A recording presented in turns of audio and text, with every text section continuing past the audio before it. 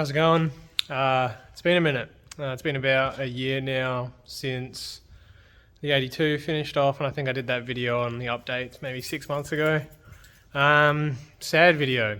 This is a video I didn't think I'd ever make, and I had no plans on really ever needing to do it. But I cut to the chase. I got in a crash.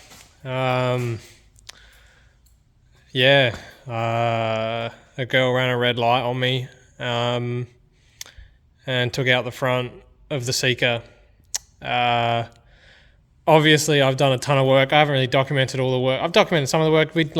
We did the whole engine build in the videos and stuff like that. But everything else in this car, like, what have I done since? Like, this is kind of the first car that I really started learning on. Like, I did a lot of the work on this before I touched the 82. So, like, first engine rebuild, like, first time pulling a motor out of a car.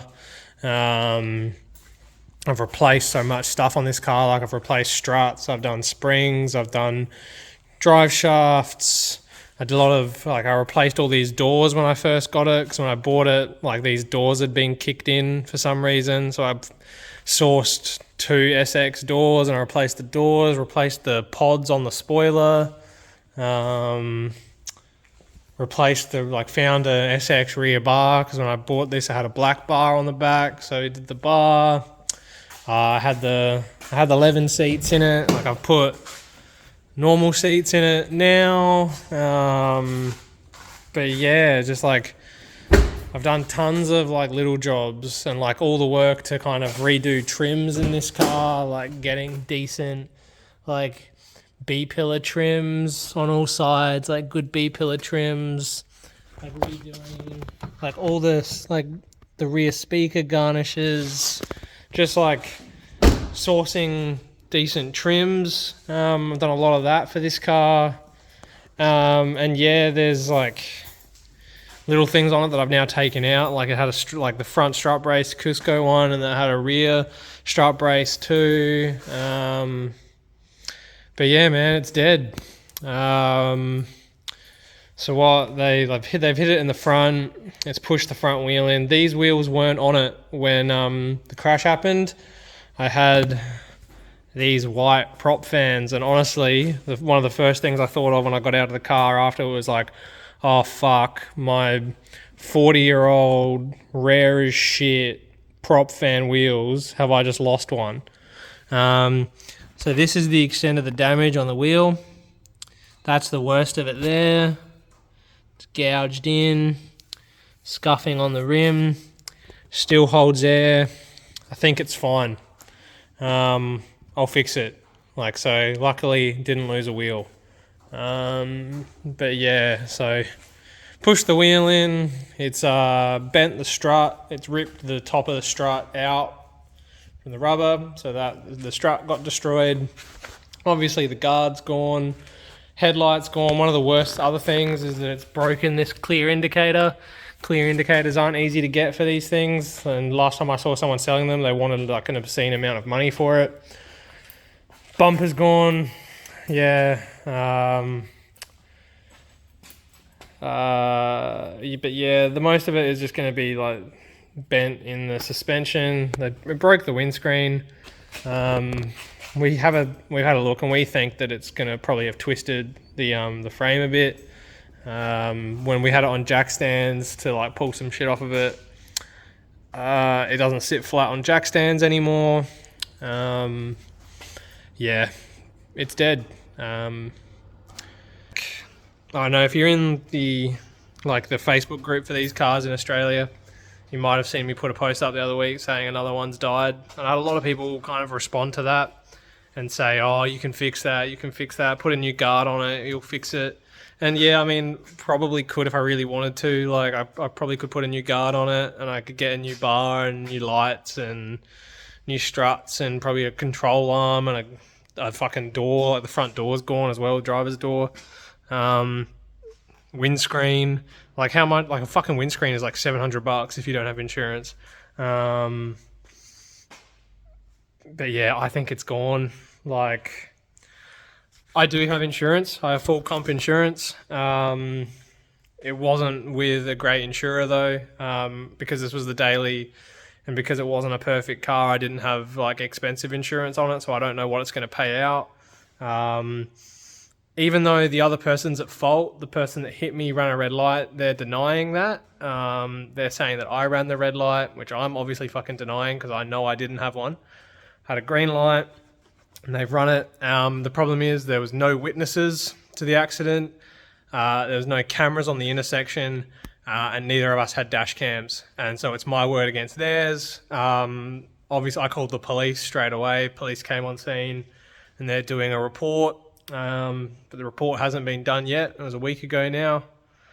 And whoever the cop deems as fault is kind of just going to have to wear it.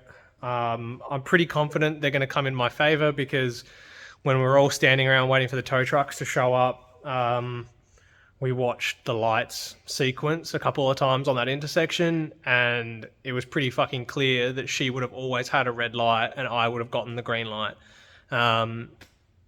But yeah, the lesson that I've learned from this is have a dash cam, because if I had a dash cam, this would have all been so smooth and I could have just known that it was them at fault.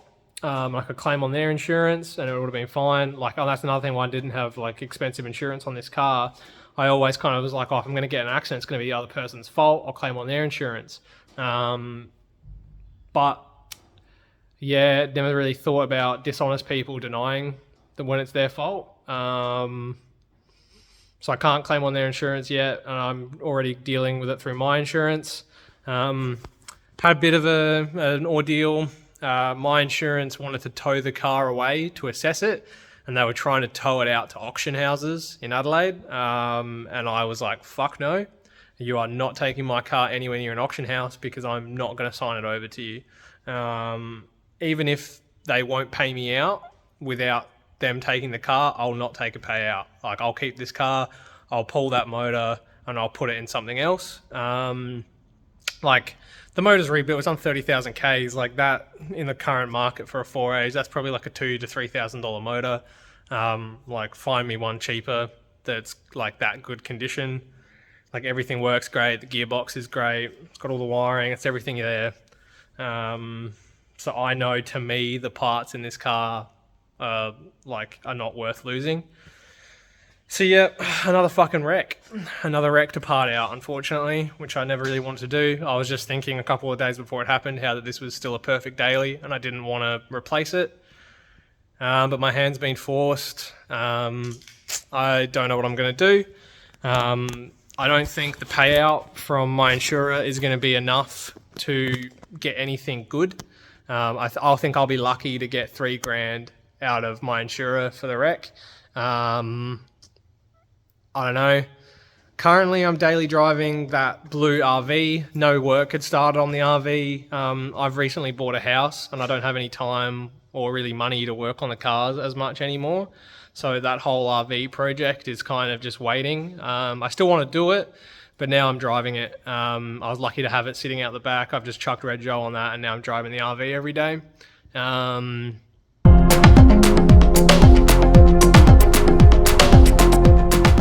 So I've already started pulling it apart, transplanting that into a new shell, and the shell is coming in a couple days and I will show that off when it gets here. But for now I'm just dropping the engine. Yeah, bit depressing, all the work done on this car and got taken away in the blink of an eye, but oh well, we move on. Day 2 update. Noticing now how much shit I've got on my face and how disgustingly messy this hat is. But that's what happens when you work on cars all the time. After a bit of a battle with my insurer, I was able to keep the wreck. And I've got a bit of a payout. Not much, not really enough to cover what it was worth. But luckily, I knew of another SX Seeker shell sitting in a shed. That had been there for 2 years, and so I hit up the guy that owned that and asked if he wanted to sell it, and so I've got that, and that's coming tomorrow. So before that comes to the shed, I've been ripping apart my car. So this is the progress so far. So engine and gearbox is out. All the shit off the front's gone. All of the rear stuff's gone, and some of the interior is gone. So it's all strewn out here. Shows you how quick it is to dismantle a car. So engine and box and loom. The plan is to basically transplant all this over to the subframe that's in the car that I'm getting, because this subframe has some issues with it that I don't really want to reuse. But yeah, pull all that onto the new subframe, and it should be as easy as chucking it back into the car. While I'm wrecking stuff, I've pulled out the whole disc brake, rear end, the exhaust that I had on this car. It was like a catback, all 2 1/4, one resonator, muffler. So I'll chuck that in the new shell, because the new shell's exhaust isn't great. Rear suspension, which I'm going to chuck in the blue Seeker, because that one's blown. Front control arms, this one I think is bent, because it has no caster, and I can't get any caster into it when I get aligned. So that's fucked. White line sway bar that I will chuck in the new shell. Bent strut. So that's the strut that took all the impact of the crash. Sucks because it was a pretty new strut. But yep, it's fucked and gone. So yeah, that's dead. The springs are still fine. I'll take the springs off. Front hub assemblies, both of them have like blown wheel bearings. So I'll keep them and just recondition them, and I'll use them again one day. But yeah, that's pretty much a lot of the stuff out of this car. I need to finish dismantling kind of the interior. So rear seats are gone because I'm going to need them in the next one. I need to take all of the door cards out because they're pretty decent. I don't care for these seats, so I'll probably try to get rid of them. I need to take that door card out. I need to take the cluster out and a few other little things in there, and the center console and all that kind of shit. But yeah, we're getting there. I need to take these rear trims out because the ones in the new car are fucked. Had a bit of a look at the rust hole that was forming in this. So this is separate to the accident. But yeah, the biggest issue with this car was always the rust in it. So it had rust in the C-pillar here, and it was all under here, and it was starting to bubble up. But the new one coming has no rust. So silver linings, I guess. But yep, that's in the bin. I need to take these doors off because the doors on the one that's coming are a bit dented, like down here. Like they've been kind of like hit by something at some point of time. So I'll take these doors off and put them on the next one, and then probably get it painted. So I'll go more into it when the new shell rocks up. But the new shell has a bit of history, and it's my friend's old car. So he's very invested to see it get up and running again, and I'll talk more about that when the shell rocks up tomorrow. But yeah, bit of a bittersweet job, this one. And to be honest, I'm not actually really enjoying doing it at all. I didn't really want to be working on this. I didn't want to have to take apart this car and then put the engine back in something else. It just really wasn't what I wanted to do. And also, I'm on Christmas break again, and I don't know if you've been watching the videos for the whole time I've been doing them. This is the third time that I've been fucking like wrist deep in oil on my Christmas holiday break, and I kind of wanted a fucking year off, but the crash has kind of taken that away from me. So, and no one else is going to do it, so I've just got to get it done. But yeah, so I'm back at work next week. I'm probably going to do a bit tomorrow when the shell rocks up, but then I'm going to take it off. I'm going to take it easy for another week and just have a bit of a relaxing end to my Christmas break. I wanted to be working on the 7A turbo stuff. So I started pulling down the spare 7A because, where is it? I've been driving this bad boy since the crash. Done a bit of...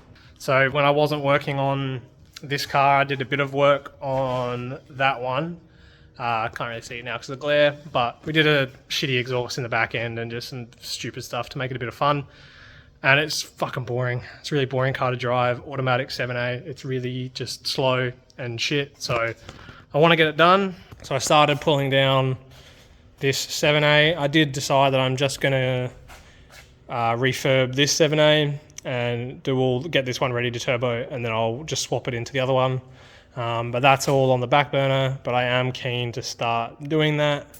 I just need to finish this whole thing off before I can get back to that project. So we're getting it done. I'll film more tomorrow when the shell rocks up, and then I'll film some of putting the new shell together. The new shell has some fruit in it, which will be fun to show, but a bit of work as well to make it work. But yeah, all right, cool. Check in a bit.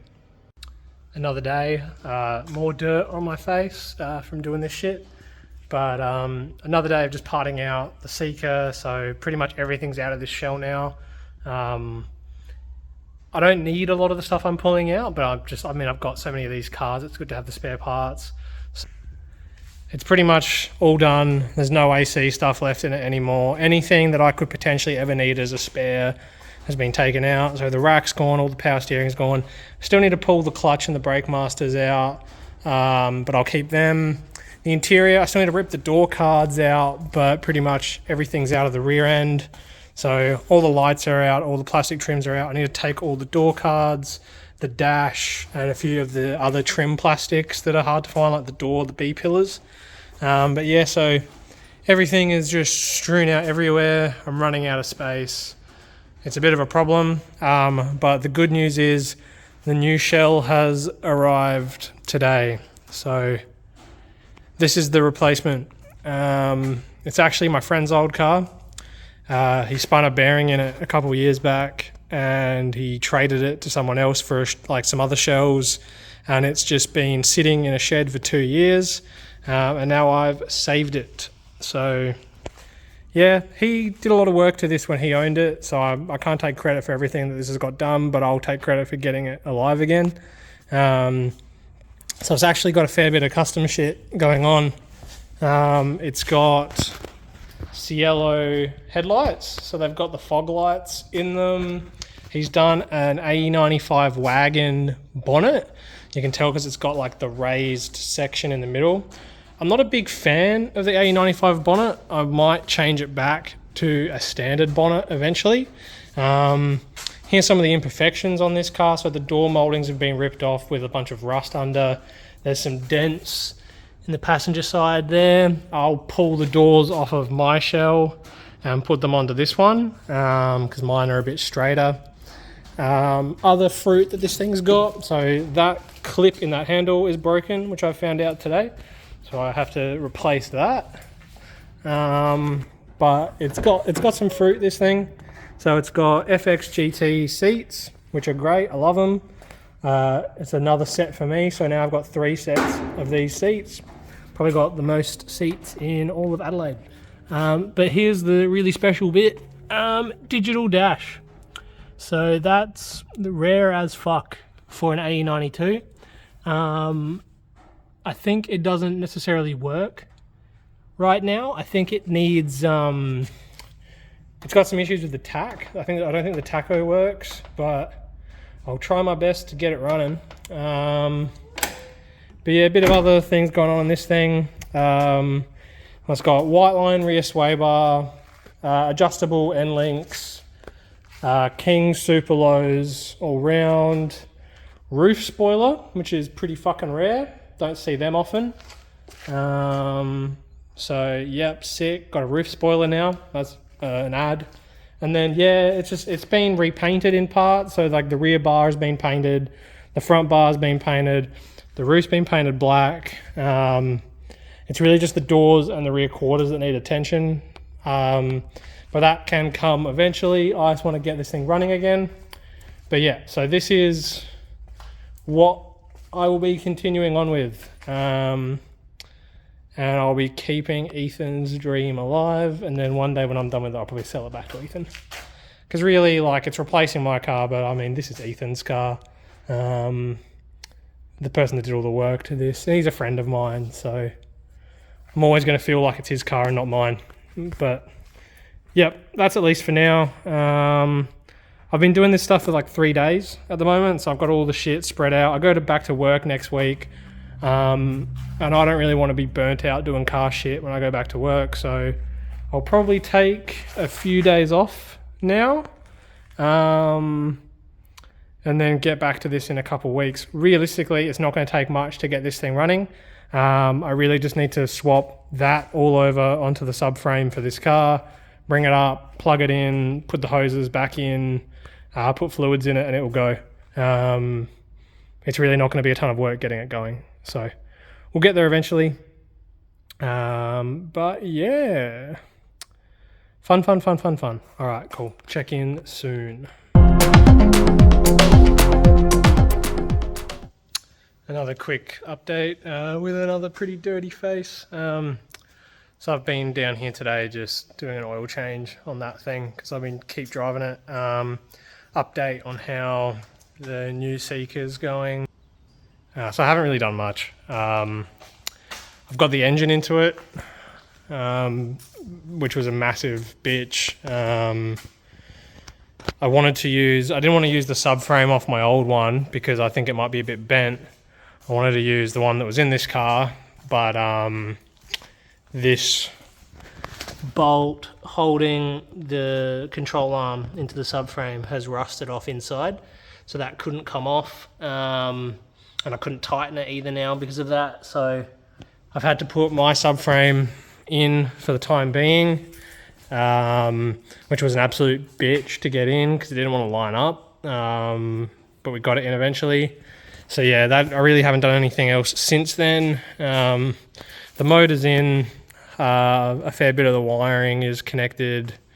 Yeah, I still need to do like all the plumbing, all the vacuum lines, heater lines, water lines, radiator needs to go back in, like pretty much all the boring shit. But it's in, it's just the fiddly bullshit left really, which I don't really have any motivation to do because like this whole project is because my car got written off, so I just can't be fucked really. I haven't touched it in like 3 weeks, but I'll get there. Really, there's not that much left to do. I just need to just get on with it really, but then that's not happening today. But yeah, quick update. I can't remember what I showed last time, but yeah, it's in. I need to do something about that to at least get that arm out so I can use the arm, and then yeah, just keep putting it back together and see what happens. Yep, all right, I'll check in when hopefully it's running because really it won't take long to get it back running. All right, cool. Check in probably in another 2 weeks. All right, cool. See ya.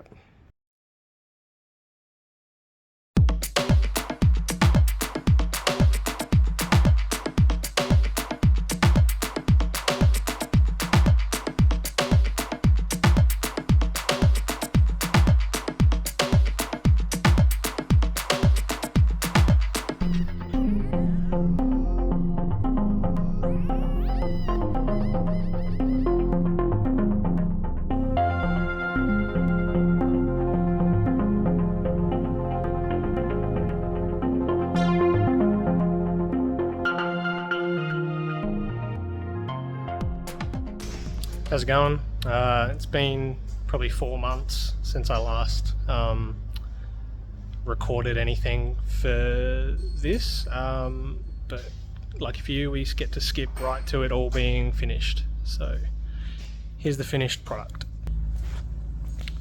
So it took a while longer than I wanted it to. I wasn't overly enthusiastic about doing this, so I kind of put it off for a while.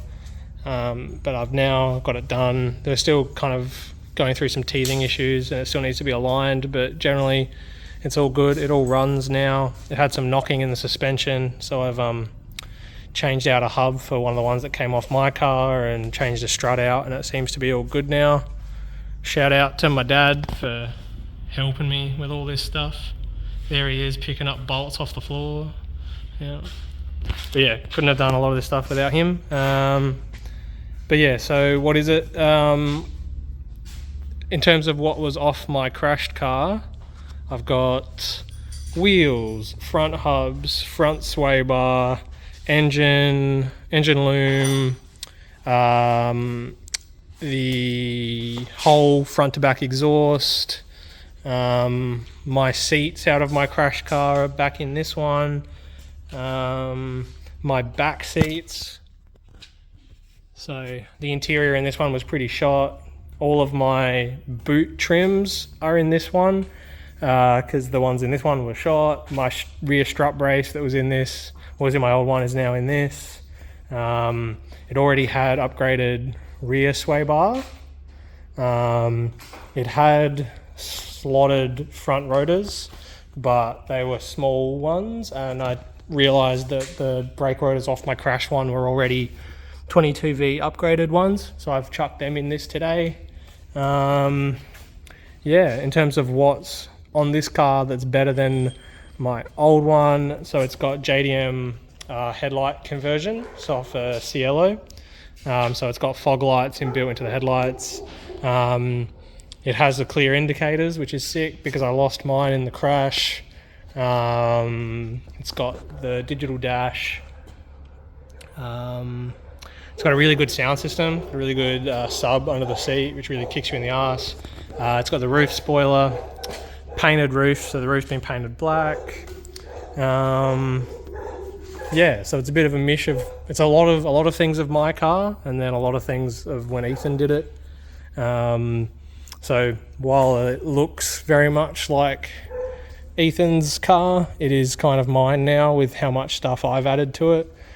These doors are the ones off of my crashed car because the ones that were on this were all dented, so I pulled my doors because they were a bit better. Crash one is just still sitting there looking sad. But yeah, so that's kind of the completion of this story. Still got a few little things. I think it's weeping a bit of coolant, so I still have to fix that. And yeah, I'm sure there'll be other things will pop up because yeah, I've only had it on the road for a day now. So as these things go, there's always things to fix. But I'm keen to have it finished and done mostly so I can get out of that RV. But yep, hope you enjoyed. Sorry it took 6 months. But yeah, I'll get something else out one day. Cheers.